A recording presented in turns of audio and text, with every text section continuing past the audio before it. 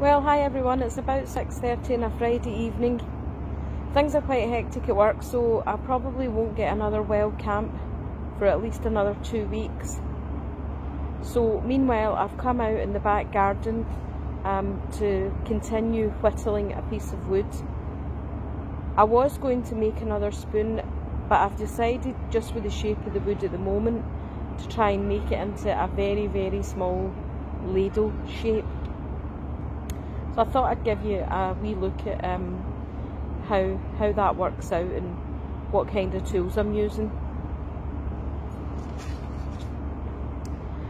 So this is the piece of the wood at the moment, you know, what's left of what I've whittled down so far. So as you can see, it's, you know, it's still fairly chunky, but I've tried to kind of shape out the basic design of what it is I'm aiming for. The two basic tools that I'm using are these tools, which I bought on Amazon, so they're just cheap. I think they were it was about 10 quid for the pack. This one, the hook's, you know, supposed to be for scooping out these curved shapes in a spoon. Not that sharp, it's not that great, so I don't really recommend that one.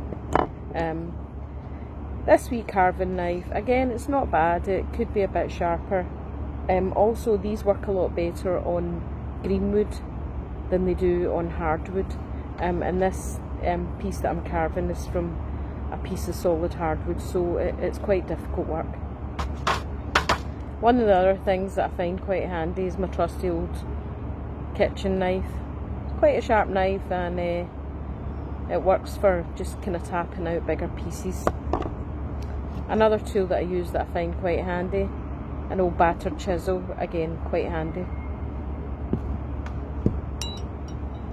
Once I get nearer the finishing stages, the other thing that I found quite handy is a glass file. It works really well for smoothing things down. So that's the basic idea, is you know, just to continue whittling bits of this wood away till I get to the shape that I want and the desired thickness.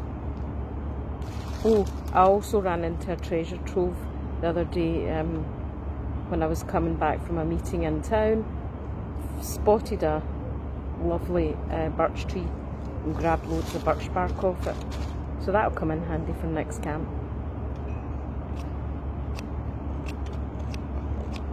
Well, there's lots of different methods that you can use when you're whittling, but the principal idea is that you try and focus on safety, and obviously you don't point a sharp knife anywhere near you. So really just a wee quick video, just wanted to come out for a wee half hour or something, get some fresh air and keep making progress with this ladle.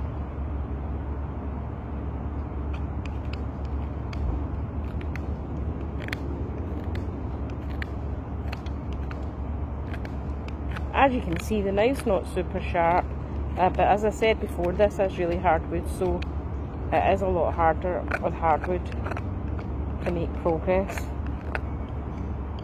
So one of the other methods just to take small pieces is just to use this push method, where you just use your thumb, and that's good just for taking these shavings off as you're fine tuning the shapes and the curves. As I said, this tool here can also be used for getting in for curves, but as I said, this particular one isn't very sharp, so it doesn't really work that well, as you can see. And I find at this stage that this wee knife is just as useful, really.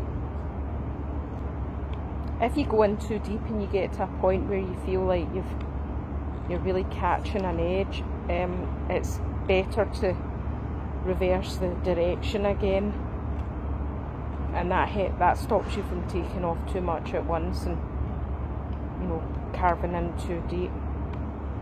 I mean, at this stage it doesn't really matter, because, you know, this is still really quite thick, so, you know, we've still got plenty to play with.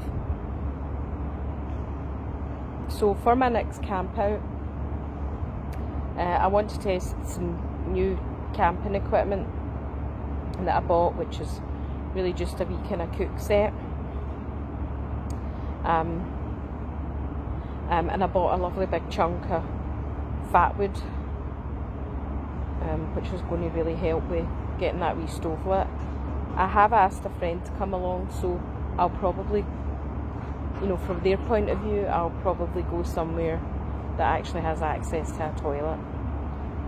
So it probably won't be a wild camp, but at least it will be somewhere reasonably eco-friendly that will get us out somewhere in the woods or next to a loch. I'm planning that trip for around about the end of August or the middle of September, just depending on, you know, how events play out and what kind of other things I've got on at the weekends.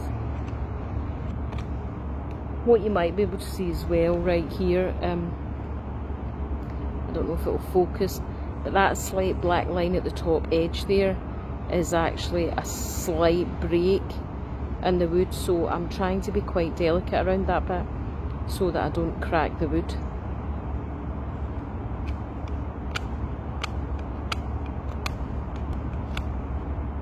And this method's like a shoulder method where you keep close in but you use your shoulders to do some of the work to get bits of wood off like that. So this is quite a good method for, you know, really trimming down and you're trying to get your shoulders to do the work.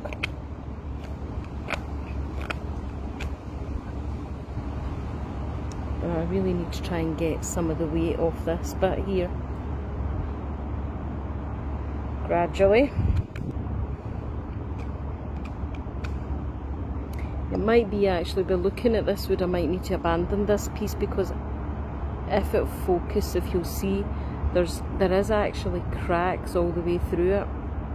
So I don't know, as I start thinning it down I might end up having to abandon it. But I've still got another giant piece that I was going to make the Kusk out of, so, you know, I've certainly got another project to work on if we abandon this one. The really nice thing about doing this with, you know, pieces of reclaimed dead wood is you manage to create something that can be used and useful. So you do get a really nice sense of achievement. It's also very relaxing, which is a really good stress reliever, you know, if you've had quite a hectic week. And the other nice thing as well is, you know, it's your design, it's your shape, it's how you want it to look at the end is totally, you know, dictated by every single little piece that you shave off. And there is no fixed idea of perfection. It just has to be useful, you know, you're not trying to create a work of art.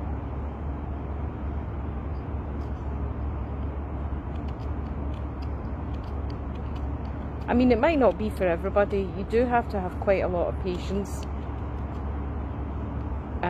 particularly with the hardwood, because it does take quite a long time.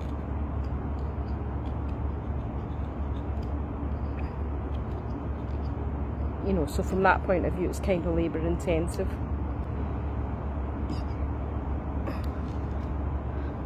Beginning to take a bit much more shape. Still fairly chunky looking, but you know, we'll make progress. Especially with hardwood, if you take off too much at once, then there is probably more of a tendency, you know, to accidentally split the wood. I've decided to keep the handle end quite chunky because I want to have that kind of solidity to scrape the bottom of my billy without feeling that the spoon might break. And so at the moment I'm just kind of rounding it off, not rounding it off, but I'm just taking away some of the the edge bits because there was a wee couple of broken bits there, so I'm just getting it to a shape that I feel it's nice and smooth in the hand.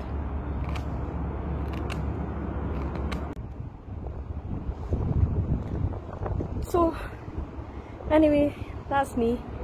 Just thought I'd give you a wee update, let you know what I'm up to, let you know what my future camping plans were. Made a bit of progress today, so getting closer to the shape that I want. Still got a bit of thickness to work on, but definitely getting there. So anyway, that's it for today. And hopefully the next time I see you, it will be my video update on my next camping trip.